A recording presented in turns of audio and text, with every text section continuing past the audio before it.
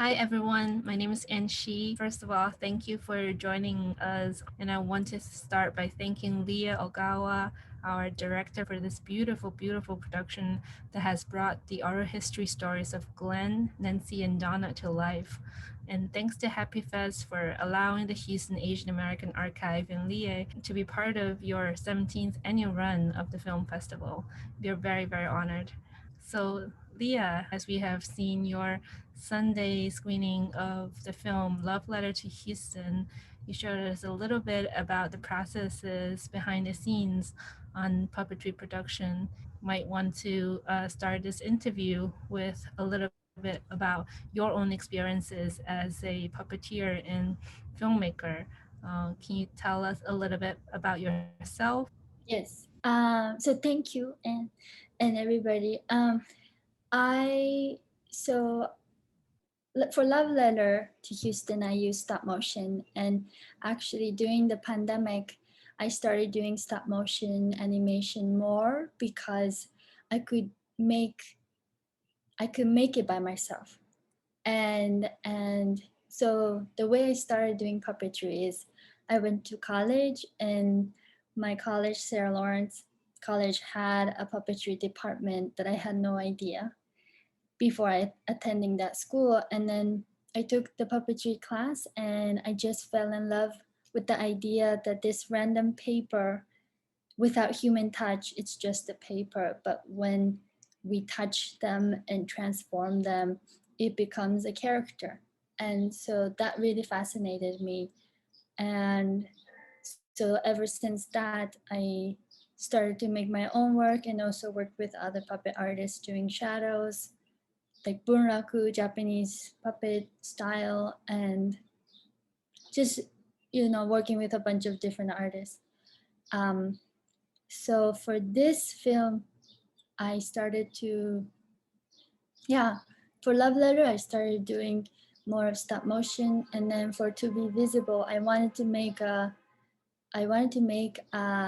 like a toy theater, which is like a small version of theater, and then I never made a toy theater before, and so I wanted to.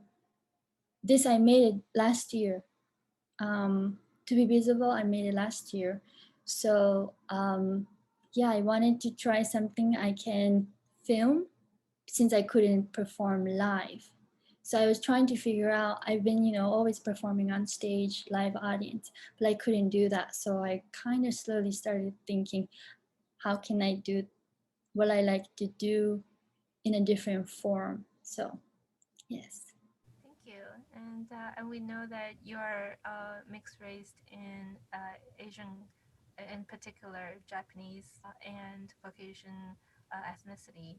Can you tell us a little bit about yourself growing up as mixed race person and how the stories of Glenn, Nancy, and Donna inform you about your own ancestry? I grew up and I was born in Japan, and I moved to America when I moved to Boston when I was around 13.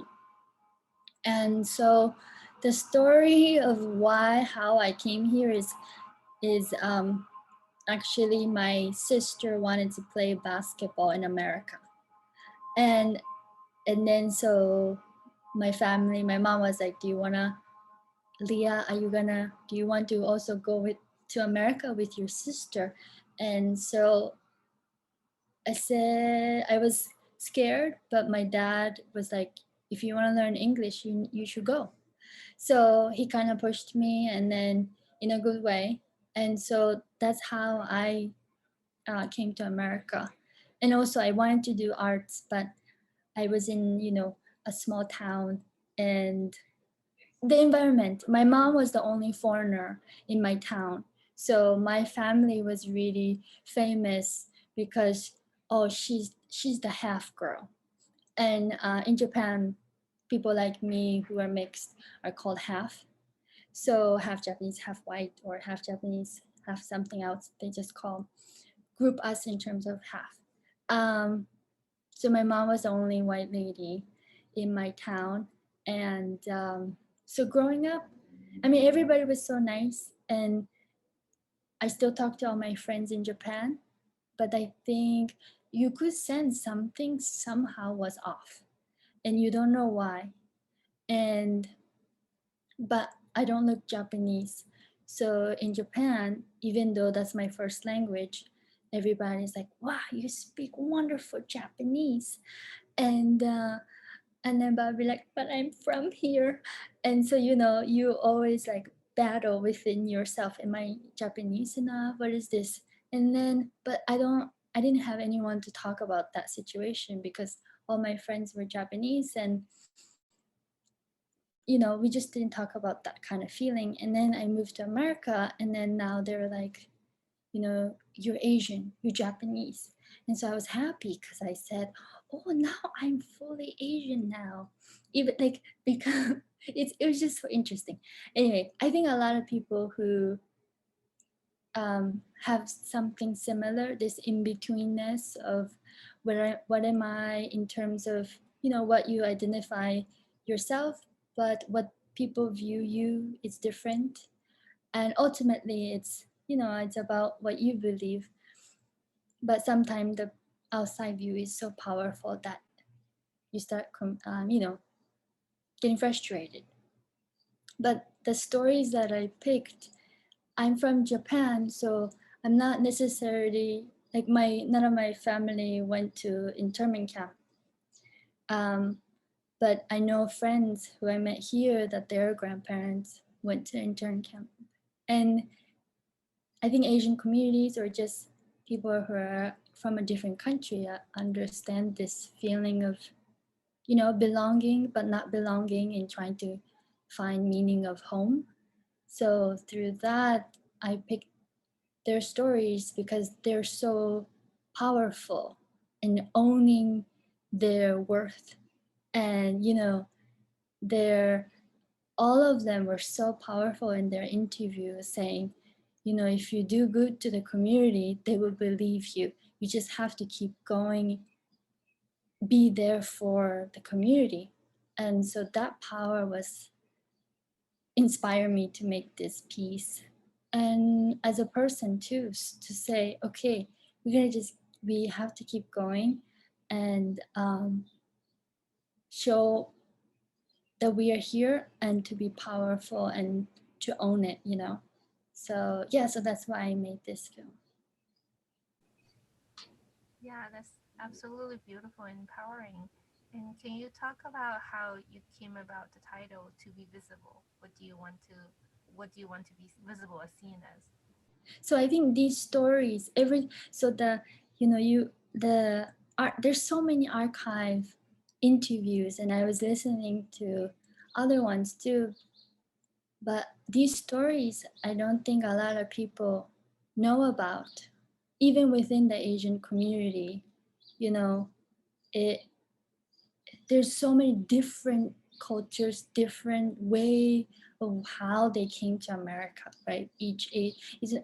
Asia's so big, like there's so many different stories and powerful stories, and um, sometimes it's told, but maybe not told in the way that um, many people realize, like their crazy story, like the way they came to America or the way so I think I wanted to, like, yeah, shine light and be like, we're here, we're seen, we've been here, it's yeah, it's we're here. Like, I think that message I wanted to convey.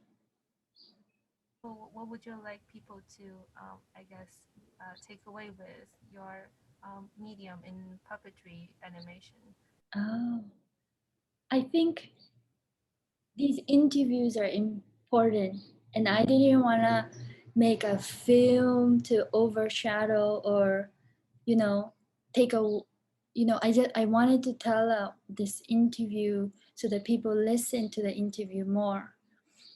So like a sugar and not sugar, just a little hint of like a nice touch up so that people can hear the words and the voices that they're telling.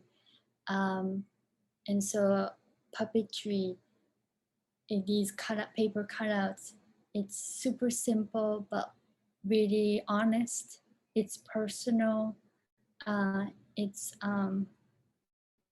it's more delicate, so that maybe I hope that audience can listen to their voices and interpret their story and their own, and connect to the film. Yeah.